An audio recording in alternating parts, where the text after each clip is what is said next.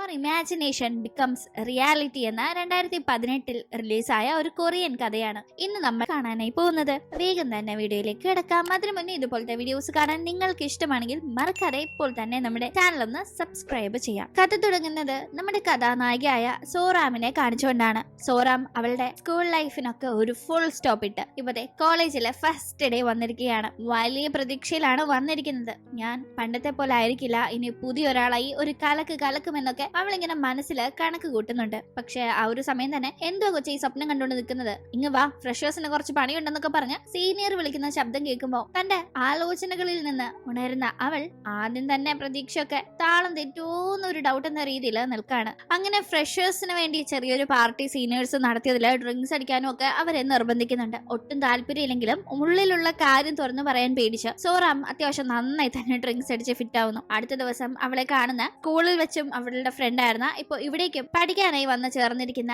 Jun എന്ന പയ്യൻ, നിന്റെ മനസ്സിലുള്ള കാര്യം നിനക്ക് തുറന്നു പറഞ്ഞൂടെ, നിനക്ക് ഡ്രിങ്ക്സ് അടിക്കാൻ താല്പര്യമില്ലായിരുന്നെങ്കിൽ അത് പറഞ്ഞങ്ങ് ഒഴിവായിക്കൂടായിരുന്നു എന്ന് ചോദിക്കുമ്പോൾ അങ്ങനെ ഞാൻ പറഞ്ഞ അവരെന്ത് വിചാരിക്കുന്ന പേടി എനിക്കുണ്ടെന്ന് അവൾ ഓപ്പണായി പറയുന്നു. പക്ഷെ ഈ ജുൻ അങ്ങനെയല്ല. അവൻ മനസ്സിലുള്ള കാര്യം അപ്പൊ തന്നെ എടുത്തടിച്ച് പറയും. പലപ്പോഴും അവൾക്ക് അവനെ പോലെ ആയായിരുന്നെങ്കിൽ എന്നൊരു തോന്നൽ പോലും അവന്റെ ഈ ഒരു ആറ്റിറ്റ്യൂഡ് മൂലം നൈസായിട്ട് പല പണികളിൽ നിന്നും കെണികളിൽ നിന്നും അവൻ എസ്കേപ്പ് ആയി പോകുന്നത് കാണുമ്പോൾ തോന്നിയിട്ടുണ്ട്. മനസ്സിലുള്ള കാര്യം തുറന്നു പറയാൻ എന്നാണോ താൻ പഠിക്കുന്നതെന്ന് ആലോചിച്ചിരിക്കുമ്പോഴാണ് അവൾ അവിടെ ഒരു പയ്യനെ കാണുന്നത്. അവന്റെ പേര് കിം എന്നാണ്. അവനാണ് നമ്മുടെ കഥാനായകൻ. സോറാം കിമ്മിനെ കണ്ട് അവൻ ആരാ എന്താ എന്നൊന്നും അറിയില്ലെങ്കിലും കാണാനുള്ള ഒരു ഭംഗിയിൽ മറന്ന് നോക്കിയിരിക്കുകയാണ്. വീട്ടിൽ ചെന്നിട്ടും ആ പയ്യനെ പറ്റിയായിരുന്നു ആലോചന.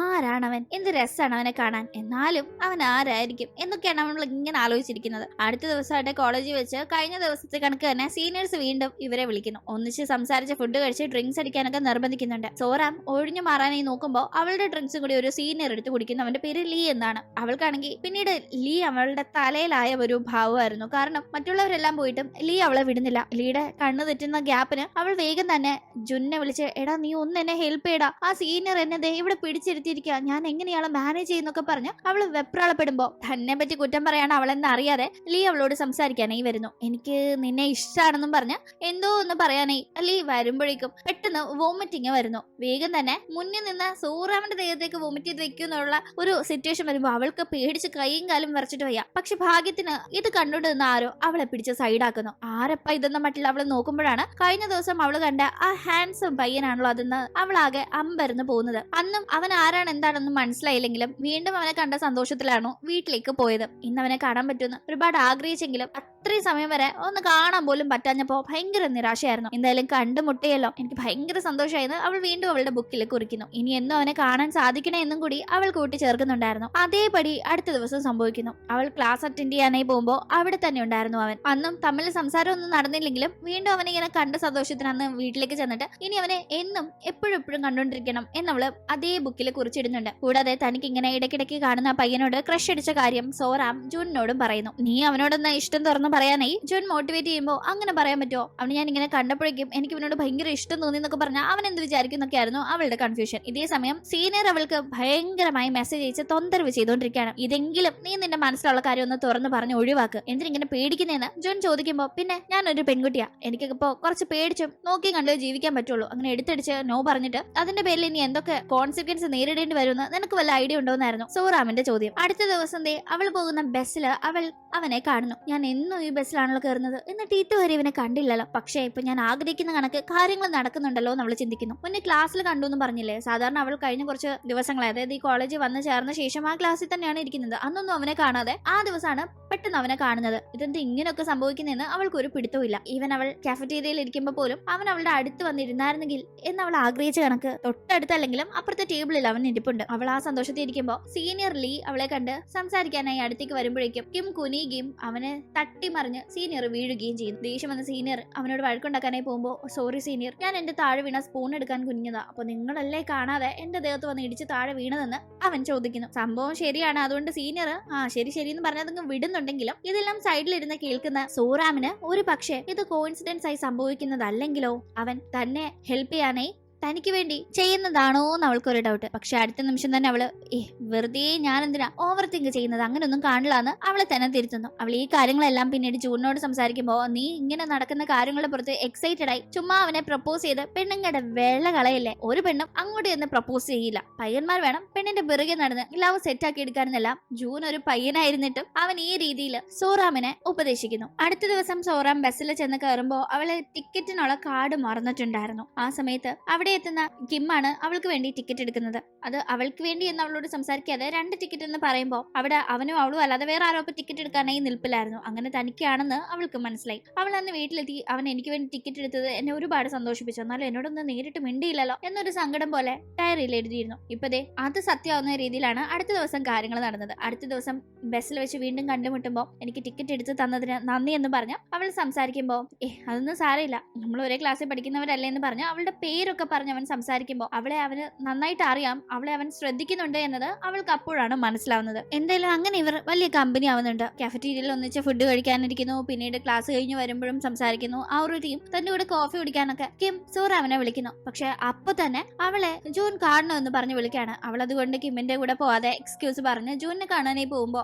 അവൻ ആർമിയിലേക്ക് സർവീസിന് പോവാണെന്ന കാര്യമാണ് അറിയിക്കുന്നത്. അത് കേൾക്കുമ്പോ തന്റെ കൂടെ ഇത്രയും നാളുണ്ടായിരുന്ന ഫ്രണ്ട് പെട്ടെന്ന് ഇങ്ങനെ വേറൊരു രീതിയിൽ വേറെ ലെവലിലേക്ക് ഇങ്ങനെ വളരെ സീരിയസ് ഒരു ലൈഫിലേക്ക് പോകുന്നത് അവളെ കുറച്ച് അപ്സെറ്റ് ആക്കുന്നുണ്ടെങ്കിലും തന്റെ ഫ്രണ്ട് പോകുന്ന സങ്കടം അവൾ ഇങ്ങനെ മനസ്സിൽ വെക്കുന്നു. അങ്ങനെ ജൂണിനെ കണ്ട് വരുന്ന വഴി വീണ്ടും അവൾ സീനിയറിന് മുന്നിൽ പെടുന്നുണ്ട്. സീനിയർ അവളോട് പ്രപ്പോസ് ചെയ്യാനായി സ്റ്റാർട്ട് ചെയ്യായിരുന്നു. നീ നോക്ക്, എനിക്ക് നിന്നെ ഇഷ്ടമാണെന്ന് നിനക്ക് അറിയാവുന്നതല്ലേ എന്ന് ചോദിച്ച് ആള് സംസാരിച്ച് വരുമ്പോഴേ എങ്ങനെ ഇപ്പൊ ഇയാളുടെ അടുത്തുനിന്ന് എസ്കേപ്പ് ആവുന്നുള്ള അമ്പരപ്പിലായിരുന്നു നമ്മുടെ സോറാം ഉണ്ടായിരുന്നത്. ഭാഗ്യവശാൽ അവളെ അവിടെ സേവ് ചെയ്യാനായി അവൾ ഒട്ടും പ്രതീക്ഷിക്കാതെ ജൂൺ എത്തുന്നുണ്ട്. മുന്നേ ജൂൺ അവളോട് സംസാരിച്ച് അവിടെ നിന്ന് പോയതായിരുന്നു. അവൻ വീണ്ടും തന്റെ രക്ഷകനായി ഇവിടേക്ക് ഈ സമയത്ത് തന്നെ എത്തുമെന്ന് അവൾ പ്രതീക്ഷിച്ചിരുന്നില്ല. അടുത്ത ദിവസമായിട്ട് കോളേജിലേക്ക് ചെല്ലുമ്പോൾ അവളെ കാണുന്ന കിമ്മ മൈൻഡ് ആക്കുന്നില്ല. അവൾ അടുത്തേക്ക് ചെന്ന് സംസാരിക്കുമ്പോൾ ചോദിച്ചതിന് മാത്രം ആൻസർ പറഞ്ഞു അവൻ അങ്ങ് ഒഴിഞ്ഞു മാറുന്നു. എന്ത് ഇവൻ എങ്ങനെ സംസാരിക്കുന്നതെന്ന് അവൾക്കൊരു ഡൗട്ട്. ഇവളോട് നല്ല രീതിയിൽ സംസാരിച്ചിരുന്നവൻ പെട്ടെന്ന് എന്ത് ഇങ്ങനെ ആയെന്ന് അവൾക്ക് പിടി കിട്ടുന്നില്ല. പിന്നെയും അവൾ അവനോട് സംസാരിക്കാനായി നോക്കുമ്പോഴും അത് തന്നെയായിരുന്നു അവസ്ഥ. അവളങ്ങനെ വീണ്ടും ഒറ്റപ്പെടൽ ഫീൽ ചെയ്യാണ്.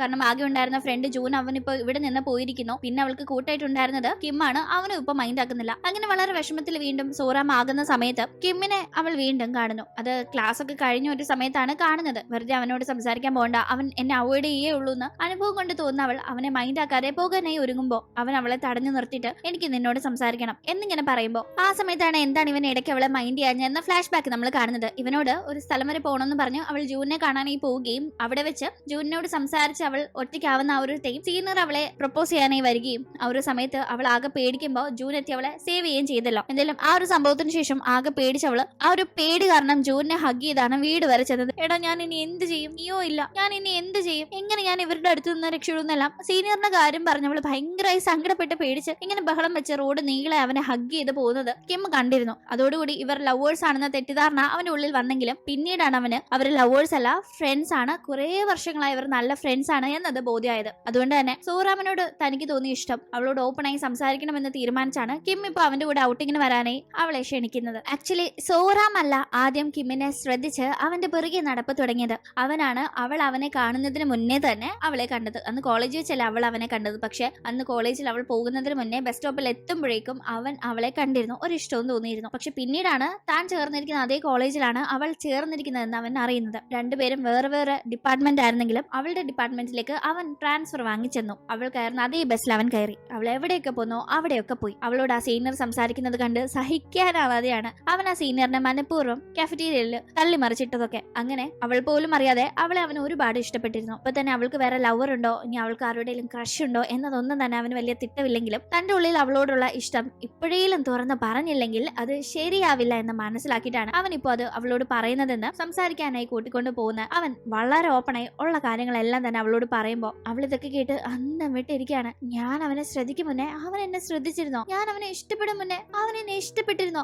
എന്ന ഭയങ്കര അമ്പരപ്പിൽ അവൾ ഇരിക്കുമ്പോൾ അവളുടെ ആ നോട്ടം കാണുന്നവൻ അയ്യോ ഞാൻ പറഞ്ഞത് പ്രശ്നമായോ എന്നുള്ള പേടിയില്ല പെട്ടെന്ന് അവിടെ നിന്ന് എസ്കേപ്പ് ആവാനായി നോക്കുന്ന ടീം. അവൾ അപ്പോഴും അമ്പരപ്പിലിരിക്കുകയാണ്. എന്നാലും ഞാൻ പറഞ്ഞതോ തെറ്റായോ ശരിയായോ, എന്നെ അത് വല്ല പ്രശ്നമാവോ, ഇല്ല മനസ്സിലുള്ള ഇഷ്ടം തുറന്നു അതൊന്നും പറഞ്ഞില്ലെങ്കിലല്ലേ പ്രശ്നമാന്ന് അവൻ വീണ്ടും അവനെ തന്നെ ഒന്ന് ധൈര്യപ്പെടുത്തിയിട്ട് തിരിച്ചു വീണ്ടും അവളുടെ അടുത്ത് സംസാരിക്കാനായി വരുന്നു. അതേസമയം തന്നെ അവളും എന്തോ അവനോട് സംസാരിക്കാനായി ഒരുങ്ങുകയായിരുന്നു. ശരി, നീ പറഞ്ഞോളാനായി പറഞ്ഞ് തന്റെ കൺഫെഷന് താൻ ഇഷ്ടമാണെന്ന് പറഞ്ഞതിന് അവൾ എന്ത് മറുപടി പറയുന്നു വലിയ പിടുത്തമില്ലാതെ. എന്നാൽ ആ മറുപടിയുടെ കാര്യം ഓർത്ത് കുറച്ച് പേടിയില്ല അവൻ നിൽക്കുമ്പോൾ ഒരുപാട് ഇഷ്ടമാണെന്ന് തന്നെ അവൾ റിപ്ലൈ കൊടുക്കുമ്പോൾ അവൻ ഒരുപാട് ഹാപ്പി ആവുന്നു. രണ്ടുപേരും അങ്ങനെ സന്തോഷത്തിന്റെ വേറെ ലെവൽ എക്സൈറ്റ്മെന്റിൽ ഇരിക്കുകയാണ്. പക്ഷെ അപ്പോഴും സൂറാമിന് ഒരു ഡൗട്ട്, ഞാൻ ഇവൻ എന്നോട് വന്ന് മിണ്ടണം, എന്റെ കൂടെ ഫുഡ് കഴിക്കണം, എന്റെ കൂടെ ബസ്സി വേണം എന്നിങ്ങനെ പല കാര്യങ്ങൾ ആഗ്രഹിച്ചപ്പോ നമ്മുടെ ഇമാജിനേഷൻ സത്യമാവുന്ന രീതിയിൽ അതൊക്കെ സംഭവിച്ചു. ഇനി ഇപ്പൊ ഈ കേൾക്കുന്നതും എന്റെ ഇമാജിനേഷൻ ഒരു സത്യമായ കണക്ക് എനിക്ക് തോന്നുന്നതാണോ എന്ന് അവളൊരു ഡൗട്ട് പോലെ പ്രകടിപ്പിക്കുമ്പോൾ ഇത് ഡൗട്ടും കള്ളവും ഒന്നും അല്ല, ഇത് സത്യം തന്നെയാണെന്ന് പറഞ്ഞ്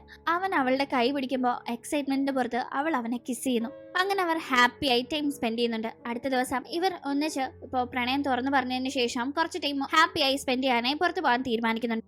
അതിന്റെ കാര്യങ്ങൾ മെസ്സേജ് അയച്ച ശേഷം ഫോൺ താത്തു വെക്കുമ്പോഴാണ് അവൾക്കൊരു കോൾ വരുന്നത്. അവൾ ആ കോൾ അറ്റൻഡ് ചെയ്യാനായി വേഗം ഫോൺ എടുക്കാൻ ഒരുങ്ങുമ്പോൾ അടുത്തിരുന്ന ജ്യൂസ് മറിയുകയും അവൾ എപ്പോഴും കിമ്മിനെ പറ്റി ഓരോ കാര്യങ്ങൾ എഴുതാറുണ്ടായിരുന്ന ആ ഒരു ബുക്കിൽ അത് ഫുള്ളായി അത് മാഞ്ഞു പോവുകയും ചെയ്യുന്നുണ്ട് വെള്ളം തട്ടി. അവളതിപ്പോ കാര്യമാക്കാതെ കോൾ അറ്റൻഡ് ചെയ്യുമ്പോൾ ജൂൻ ആയിരുന്നു വിളിച്ചത്. അവൻ മിലിറ്ററി സർവീസിന് പോകുന്നതിന് മുന്നേ അവളെ ഒന്ന് കാണാതുകൊണ്ട് ഈ വീക്കെൻഡ് കാണാൻ വരണമെന്ന് അവൻ ആവശ്യപ്പെടുമ്പോൾ ഇപ്പോഴാണല്ലോ കിമ്മുമായിട്ട് പുറത്തു പോകുന്ന കാര്യം പ്ലാൻ ചെയ്തത്, അന്ന് തന്നെ ഇവന്റെ കൂടെ പോണോ, ഇനി കിമ്മിനോട് എന്ത് പറയും എന്ന ഡൗട്ട് വരുന്ന അവൾ നീ അടുത്ത വീക്ക് ഒന്ന് ഫ്രീ അല്ലേ എന്ന് അവനോട് ചോദിക്കുമ്പോൾ ഞാൻ ഫ്രീ അല്ല, ഞാൻ പോവല്ലേ എന്ന് ജൂൻ പറയുന്നു. അപ്പൊ ശരി, ഞാൻ കാണാൻ വരാന്ന് പറഞ്ഞ് അവളിങ്ങനെ കിമ്മിനോട് എന്തെങ്കിലും കള്ളം പറഞ്ഞ് ഒഴിയാന്ന് കരുതി ജൂനിനെ കാണാൻ പോകുന്ന കാര്യം മറച്ചു വെച്ച് അവന്റെ കൂടെ ഔട്ടിങ്ങിന് പോകാന്ന് പറഞ്ഞ ദിവസം മറ്റൊരു എക്സ്ക്യൂസ് പറഞ്ഞ് അവനെ ഒഴിവാക്കുന്നു. അവനിപ്പോ ബോയ് ഫ്രണ്ട് അല്ലേ, അപ്പോ ഇതുപോലെ തന്റെ ഫ്രണ്ടിനെ കാണാനായി അവനെ കാണുന്നതിനേക്കാൾ പ്രയോറിറ്റി കൊടുത്ത് പോകുന്നു എന്നറിഞ്ഞാൽ അവൻ എന്ത് വിചാരിക്കും, അവനത് ഇഷ്ടാവോ തെറ്റിദ്ധരിക്കുവോ എന്നൊക്കെയുള്ള പേടി കൊണ്ടാണ് അവനോട് സത്യം പറയാതെ ഇപ്പൊ കള്ളം പറയുന്നത്. അങ്ങനെ ജൂനിനെ കാണാനായി പോകുമ്പോ കിമ്മിനോട് കള്ളം പറഞ്ഞല്ലോ എന്ന സങ്കടവും, കാരണം സൂറം നന്നായി ഡ്രിങ്ക്സ് അടിക്കുന്നുണ്ട്.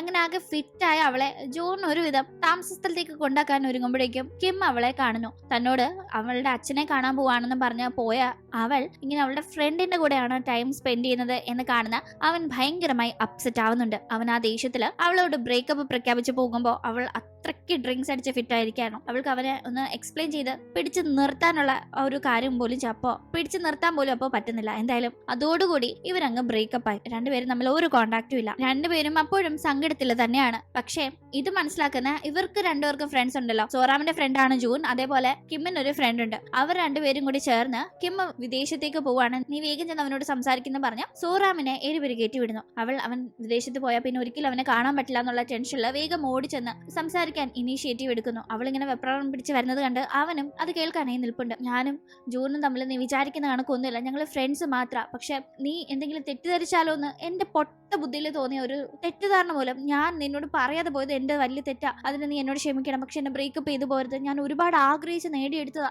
നിന്റെ സ്നേഹം എന്നൊക്കെ പറഞ്ഞു അവൾ റിക്വസ്റ്റ് ചെയ്യുമ്പോൾ അവനും കാര്യങ്ങൾ മനസ്സിലാവുന്നുണ്ട്. അതെ, അവൾ തന്നെ മാത്രമാണ് സ്നേഹിച്ചത്, അല്ലെങ്കിൽ ഈ ബ്രേക്കപ്പ് ആയി മാറുന്ന ആ കുറച്ച് നാളുകൾക്കുള്ളിൽ അവൾക്ക് വേണമെങ്കിൽ ജൂനിനെ ബോയ് ഫ്രണ്ടായി പ്രഖ്യാപിച്ച് ആ രീതിയിൽ പോകാമല്ലോ. അവൾ അങ്ങനെ ചെയ്തിട്ടില്ല. അതുകൊണ്ട് തന്നെ മുന്നേ തന്നെ അവൾക്ക് സംസാരിക്കാൻ ഒരു അവസരം കൊടുക്കാതെ മാറി നടന്നതിന് അവനും അവളോട് ക്ഷമ ചോദിച്ച് കഴിഞ്ഞതൊക്കെ മറന്ന് വീണ്ടും ഒന്നിക്കുന്നു. ഇവർ ബ്രേക്കപ്പ് ആയി. അങ്ങനെ ഒരു ദിവസം ഇവർ പ്രണയത്തിലായി എന്നതും പിന്നീട് ബ്രേക്കപ്പ് ആയിട്ട് എന്നിട്ട് വീണ്ടും ഇപ്പൊ ഒന്നിച്ചു എന്നതൊന്നും അറിയാതെ നമ്മുടെ ആ സീനിയർ ലീ ഉണ്ടല്ലോ വീണ്ടും സൗറാമിന്റെ പുറകെ കൂടുമ്പോ കിം അവിടേക്ക് ചെന്ന് മുന്നത്തെ കണക്ക് മറിഞ്ഞിരുന്ന് സീനിയർക്കിട്ട് പണി കൊടുക്കാതെ നേർക്ക് നേരെ നിന്ന് തന്നെ ഇത് എന്റെ ഗേൾ ഫ്രണ്ട് ആണ്, ഇനി ശല്യപ്പെടുത്തരുതെന്ന് പറഞ്ഞ് സീനിയറിന്റെ മുന്നിലൂടെ അവളുടെ കൈയും പിടിച്ചൊരു പോക്കുണ്ടായിരുന്നു. ഈ സീനിയർ എപ്പോഴും അടുത്തേക്ക് ശല്യപ്പെടുത്താനായി വരുമ്പോ അവൾ പേടിച്ച് വരച്ച് ആരെങ്കിലും ഒന്ന് രക്ഷപ്പെടുത്തിയിരുന്നെങ്കിൽ, ആരെങ്കിലും ഒന്ന് വന്നിരുന്നെങ്കിൽ എന്ന് വിചാരിച്ചിരുന്ന ആ ഒരു കാര്യത്തിൽ നിന്ന് ഇപ്പൊ അവളെ പ്രൊട്ടക്ട് ചെയ്യാനായി തന്നെ അവളുടെ കൂടെ ഒരാളുണ്ട്, അവളുടെ സ്വന്തം ബോയ് ഫ്രണ്ട്. അങ്ങനെ അവൾ ആഗ്രഹിച്ച രീതിയിൽ അവളുടെ ലൈഫ് ഇപ്പൊ മാറിയിരിക്കുന്ന കണക്ക് അവൻ കൂടെ ഉള്ളപ്പോ അവൾക്ക് തോന്നുന്നുണ്ട്. അതേ കണക്ക് അവനും അവളുടെ പ്രസൻസിൽ ഒരുപാട് ഹാപ്പിയാണ്. അങ്ങനെ അവർ രണ്ടുപേരും ഹാപ്പിയായി അവരുടെ റിലേഷൻഷിപ്പ് മുന്നോട്ട് കൊണ്ടുപോകുന്നത് കാണിച്ചുകൊണ്ട് ഈ ഒരു കുഞ്ഞു കഥ ഇവിടെ അവസാനിക്കുകയാണ്. ഇന്നത്തെ വീഡിയോ നിങ്ങൾക്ക് ഇഷ്ടപ്പെട്ട് കാണും എന്ന് പ്രതീക്ഷിക്കുന്നു. ഇഷ്ടപ്പെട്ടെങ്കിൽ മറക്കാതെ വീഡിയോ ലൈക്ക് ചെയ്തും ഷെയർ ചെയ്തും സബ്സ്ക്രൈബ് ചെയ്തും സപ്പോർട്ട് ചെയ്യുക. വീണ്ടും കാണും വരെ ബൈ.